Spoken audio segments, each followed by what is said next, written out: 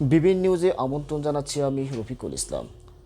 সীমান্ত দিয়ে যেন অবৈধ অস্ত্র দেশে ঢুকতে না পারে এই সতর্কবার্তায় আবারও স্পষ্ট করে দিলেন বিজিবির শীর্ষ কর্মকর্তা ব্রিগেডিয়ার জেনারেল ASM নাসির।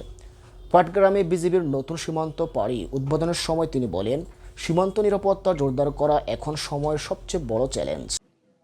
এবং আপনারা আরও জানেন, সীমান্ত দিয়ে দুষ্কৃতিকারী কোনো ব্যক্তি বা গোষ্ঠী কোনো প্রকার অস্ত্র এবং বিস্ফোরক দ্রব্যাদি নিয়ে দেশের ভিতরে যাতে কোনো অরাজকতা সৃষ্টি করতে না পারে, তার রোধে আমরা বিজিবি অত্যন্ত তৎপর এবং সদা জাগ্রত আছি।